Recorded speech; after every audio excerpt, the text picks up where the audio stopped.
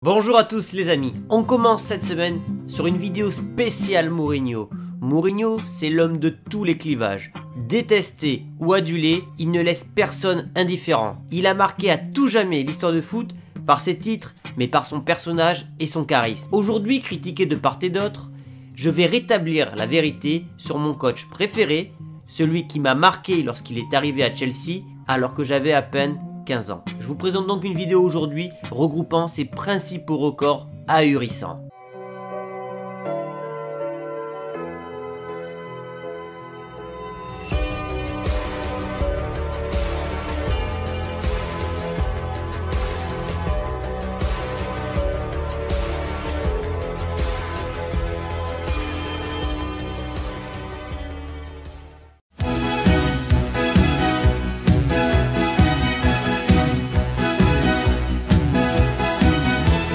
Et sa carrière commence véritablement du côté du Porto, avec qui il va faire le doublé européen C3 puis C1, doublé consécutif avec une équipe de Porto qui, soyons honnêtes, n'était pas le meilleur club européen. Ce seront ses deux premiers titres européens, il en gagnera 4 finales européennes, 4 victoires.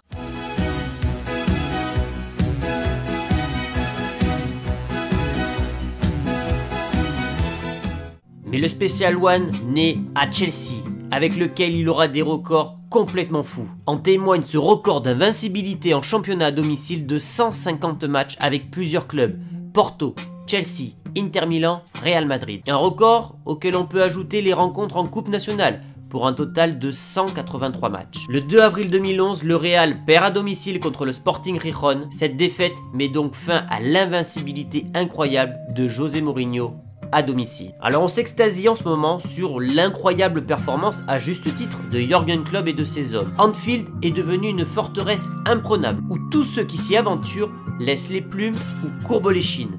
Depuis plus de 1000 jours et 51 matchs, Liverpool n'a pas perdu en Première Ligue à domicile. Cependant, le record est détenu par José Mourinho. 86 matchs à domicile sans défaite. Et donc pour battre le record de José Mourinho entre 2004 et 2008, Liverpool devra donc rester invaincu à Anfield en championnat jusqu'en novembre 2022. Alors on a beau décrier le style de José Mourinho, ça reste malgré tout l'entraîneur qui a gagné dans tous les clubs où il est passé. Et ses records d'invincibilité à domicile, Mourinho les doit grâce à une défense de fer. Saison 2004-2005, Chelsea encaisse seulement 15 buts en Première Ligue, 25 clean sheets à la clé.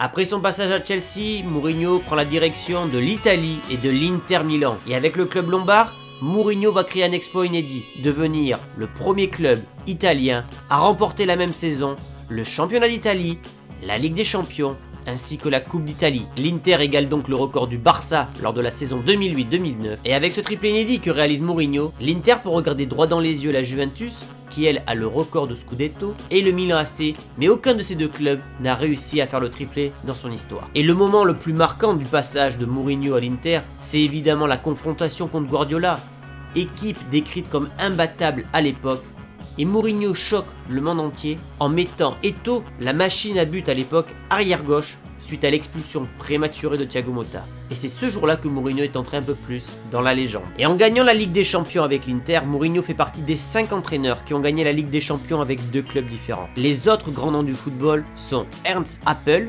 C1 1970 avec Feyenoord et 83 avec Hambourg, Ottmar Hitzfeld qui a gagné avec Dortmund puis le Bayern, Jupp Heynckes qui l'a gagné avec le Real et le Bayern, et Carlo Ancelotti qui l'a gagné avec le Milan AC à 2 reprises, puis avec le Real en 2014.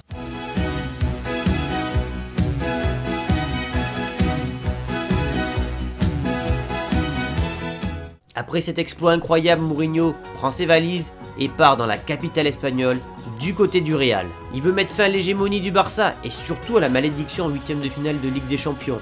Mourinho réussit ses 2 paris, puisqu'il va amener le Real à 3 reprises en demi-finale de Ligue des Champions et gagner la Liga avec le record de points, 100 points, record qui a été égalé depuis par le Barça de Tito Villanova, mais un record que possède toujours Mourinho au Real Madrid est celui du nombre de buts inscrits sur une saison. 121 buts lors de la saison 2011-2012, la saison où ils auraient dû gagner la Ligue des Champions, défaite finalement au tir au but contre le Bayern Munich. C'est sûrement l'un des plus beaux Real Madrid de l'histoire. Catalogué sans arrêt d'entraîneur défensif, Mourinho possède bel et bien le record de buts établi en Liga, un record stratosphérique pour le Portugais.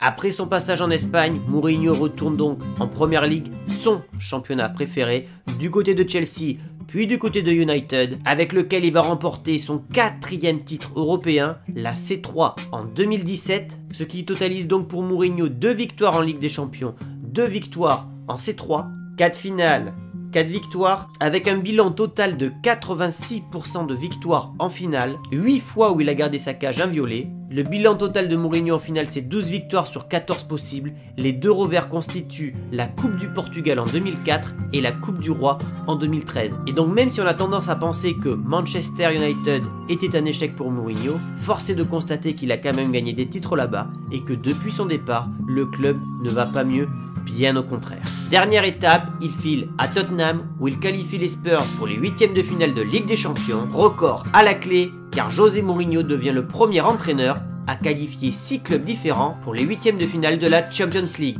Et ce qui reste impressionnant avec cet entraîneur, c'est qu'il gagne partout où il passe. Alors je ne sais pas s'il gagnera avec Tottenham, je ne sais pas combien de temps il va rester dans ce club, mais moi j'accorde beaucoup d'importance aux entraîneurs et aux joueurs qui gagnent avec plusieurs clubs différents. Car cela met en avant quoi? Une forme d'adaptation à différentes cultures foot, une remise en question et bien sûr une prise de risque. Bien sûr, j'espère qu'il aura tiré des leçons de son passage à United et qu'il continuera de gagner des titres du côté de Tottenham. Voilà les amis pour cette petite vidéo sur José Mourinho où je rétablis en quelque sorte la vérité sur lui. Il reste actuellement le 7e entraîneur le plus titré de tous les temps, le premier étant bien sûr Sir Alex Ferguson. Si vous aimez ce genre de vidéo record, lâchez-moi un maximum de pouces bleus.